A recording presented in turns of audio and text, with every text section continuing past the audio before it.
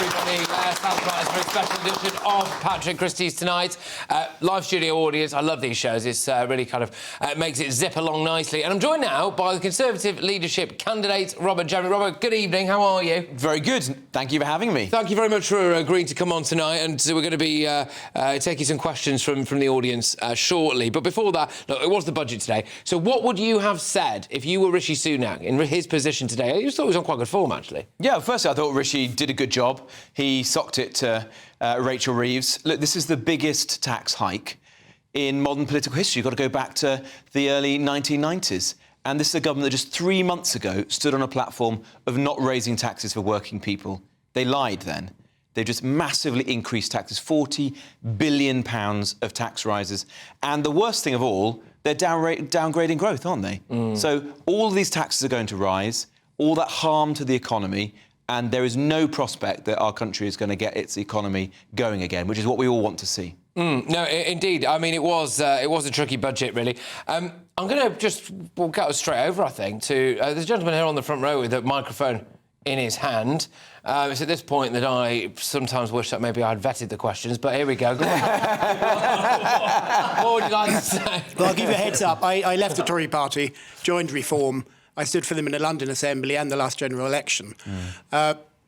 Reform Party is very unified. It's on message. The term used to describe the Tory party is quite often a broad church. And to me, what that really means is we're a split, divided party. And it doesn't really matter to me, the way I look at it, whatever the potential next leader says, the rhetoric, because the majority of the parliamentary party are Liberal.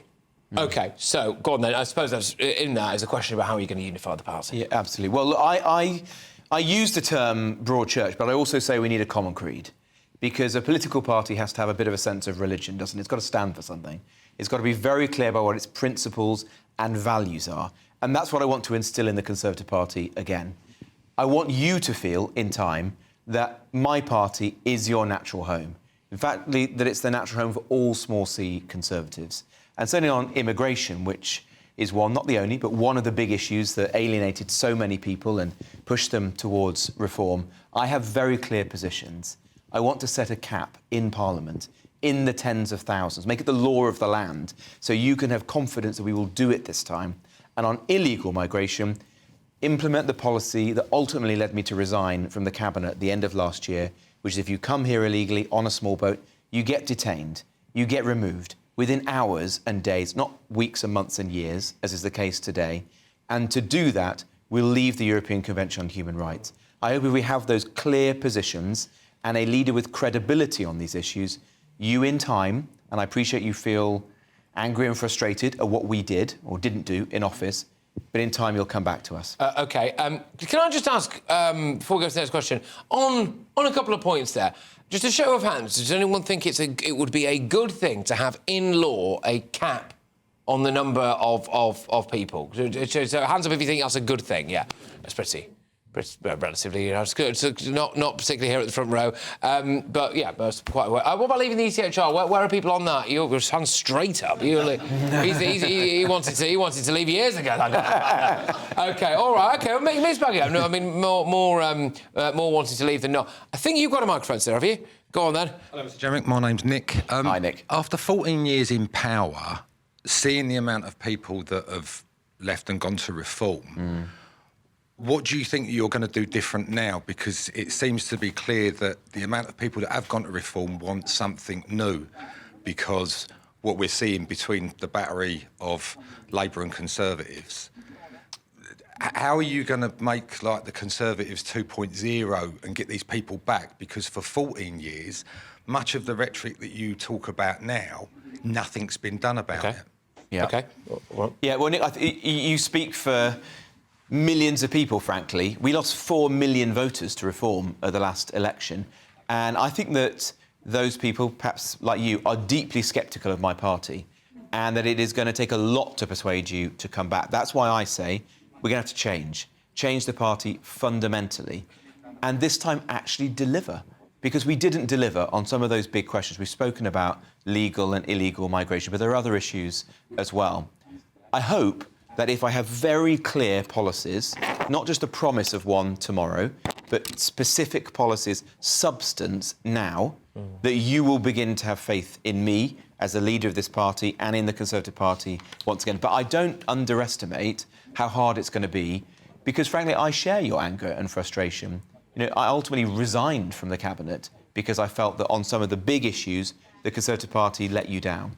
And that is why perhaps you, but certainly many others, chose to go to reform. OK, just on that, there is a difference in your campaign and Kemi Badenoch's campaign, or certainly the rhetoric, I think. I mean, I obviously watched the well, it wasn't Dad, was it? But, you know, the back-to-back. You go straight out the traps, policy. You know, you've kind of written your manifesto, haven't you, really, I think. Kemi's not. Is it quite... I mean, do you think it would be dangerous to vote for Kemi? Do people know what she really stands for, or would you not go that far? Well, look, I think that a plan now is always more valuable than a vague promise of one tomorrow. And I think that just listening to Nick's question and the gentleman here, sorry, I don't know your... Alan. People are very sceptical about the Conservative Party right now, particularly on some of these issues like immigration, where we failed. Using the internet without a VPN is a bit like taking to the road without car insurance. All it takes is one unlucky moment to cost you a lot of cash. We want to help protect you. This video's sponsor, Private Internet Access, is the VPN to help keep you safe. Now, you might be asking, what is a VPN? Well, a virtual private network is an app that hides your IP address and safeguards your internet connection through an encrypted tunnel. This way, it shields your digital life from the eyes of those that are looking to exploit your private information. Whenever you connect to the internet on a public Wi-Fi network, such as at airports, coffee shops, friends' houses, or even in your own home, your data is at risk of being stolen. Hackers that are connected to the same Wi-Fi network have the ability to steal your personal data with ease. T-Mobile reached a settlement this year with the US Federal Communications Commission after they suffered data breaches in 2021, 22, and 23. In 2023 alone, over 37 million customers' data was exposed. And it's not just hackers to be concerned about. Information can be censored.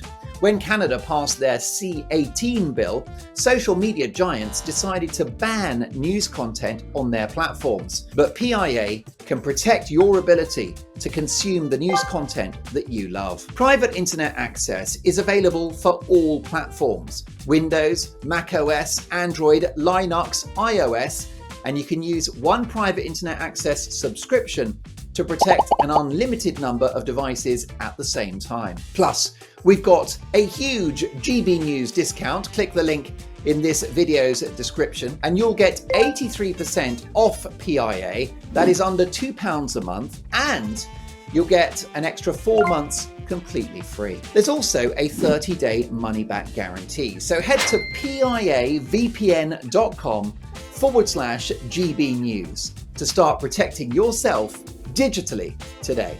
We didn't do enough when we were in office. And I think just saying that we will think this through, we'll come forward with policies in the months or years to come, isn't going to cut it. If my colleagues are on the doorstep trying to persuade people like the audience tonight, next year in the May local elections, perhaps when there are Reform candidates standing against Conservatives, we need to have very clear, crystal clear positions. And that's what I offer. Kemi doesn't think that. She thinks that we should spend more time mulling this over. I think that's a mistake. OK. Gentleman here. I'm Angus. I am a Conservative member in Essex, and I have voted. If you lose on Saturday, will you serve in the shadow cabinet? Oh, Zinger for Angus there. Yeah, I don't expect to lose, or certainly don't hope to lose. But yes, absolutely. I mean, my view, and I would be the first to say to Kemi, please come and join my shadow cabinet in a senior position, because I think we want to get the best players on the pitch. The Conservative Party is in a hole. We need to unite the Conservative Party's family and ensure that all of the best people are contributing to our revival. OK, all right, go on then, sir. My name's Nick as well. There's lots of us here. Bearing in mind that the last time you had you swept to power, you had a very charismatic leader, and your plummet happened when you lost that charismatic leader. So would there be a place for him in a future government or in a future cabinet? Yeah, no, I've said when I've been asked this question repeatedly that I want to get all the best people in the Conservative family back together, and Boris is obviously one of those. He's chosen to leave Parliament, and I don't know whether he wants to come back to Parliament. He's busy with his book and having a nice life. But if he wanted to, then I'd be happy. And more broadly, I don't think that the leader of the day should be dictating who or isn't a Conservative MP. I think that should be at the hands of the membership. And so if members want to choose him or think of other good people that there are who are not currently in Parliament, like Jacob Rees-Mogg or Penny Mordaunt, of different persuasions within the Conservative family, then they should be able to select them, get back into Parliament, get back to contributing to our party. Mm-hmm. OK, one of the things, just kind of dragging it back loosely, budget-related, is the amount of tax that we're all paying. Huge amounts of tax. We spoke a bit in the last hour about the social contract and whether or not that's kind of been broken a bit now. I mean, Labour appeared to be absolutely hammering farmers as well today with the old kind of inheritance tax thing. I mean, is that something that you would look to reverse, do you think? I think we probably would do. I mean, I'll have to give it thought. Yeah. But yeah, I think it's a very sad policy because you've got family farms that have been passed down through the generations. Farmers always thought that they'd be able to hand them to their kids or their grandkids, and now suddenly they're going to be scrabbling around trying to get legal and tax advice and work out how this can work, because they're going to end up having to pay very significant amounts of inheritance tax. And unless this is resolved, you're going to see the end of family farms. And it's ultimately family farms that are a mainstay of our rural life and the maintenance and protection of the countryside. Indeed. Now, when I interviewed Kemi Badenoch last week, I was trying to get from her how she thought she could just deport people without leaving the ECHR. And I did put a couple of examples. There was an individual who battered a man to death in the back of an ambulance. We can't get rid of him, I think, because it would affect his mental health if we sent him back to, I think it was Uganda. There you go. So Kemi's attitude, as far as I could tell, was that she would do her best to try to change the mind of some of the foreign judges and also some of the judges here, and then hope that we maybe interpreted the law a bit better, which is a view, isn't it? But you are absolutely adamant that we have to leave the ECHR. So why is she wrong, then? Look, I think reform is a fantasy. I understand why one might want to reach for it as a comfort blanket, but I have travelled around Europe, I've spoken to all the interior ministers and immigration ministers. There is no process by which you can reform the ECHR. It requires the unanimous approval of 46 member states, from Iceland, Andorra to Turkey. Never going to happen. It is as doomed to fail as David Cameron's attempt to renegotiate our membership of the EU. If we are lucky enough to get back into power, say in 4 or 5 years' time, the public are not going to give us a third chance. The public don't want to mess around. They want to secure our borders. They want to end the farce of the small boats. They want to get terrorists and foreign paedophiles and murderers and rapists off our streets, out of our country. By leaving the ECHR, you can do that. It's not the only thing you'd have to do. I've said we should repeal the Human Rights Act that Tony Blair created as well. And yes, activist judges exist in our own country as well as in Strasbourg. So there's many things you'd have to do. But the essential foundation is leaving the ECHR.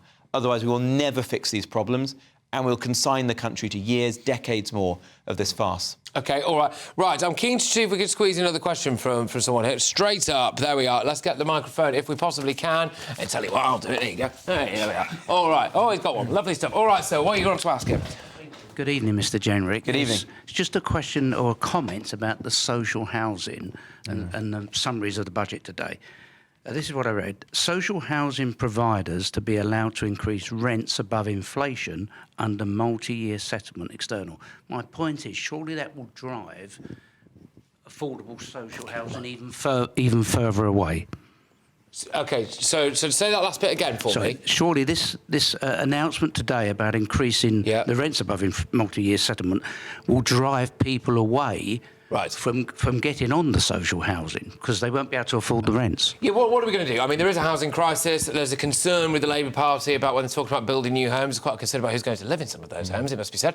Well, yeah, what would you do in relation to that gentleman's point there, do you think, really? I mean, in terms of social housing, in terms of sorting the housing crisis out. You're former housing minister, were you? I was. Yeah, no, I understand the point you're making. In fact, most of our affordable housing in this country is only priced to 80% of market rent, so it's not a big discount. And so if you start allowing the housing associations to jack up the rent, it's going to make it life difficult for people on low incomes. The bigger issue is we've got to be building more homes. I want us to fix the housing crisis, help young people onto the housing ladder. I think you do that primarily by densifying and regenerating our big cities. Places like inner East London, places like the cities that I know. I grew up in Wolverhampton in the Midlands.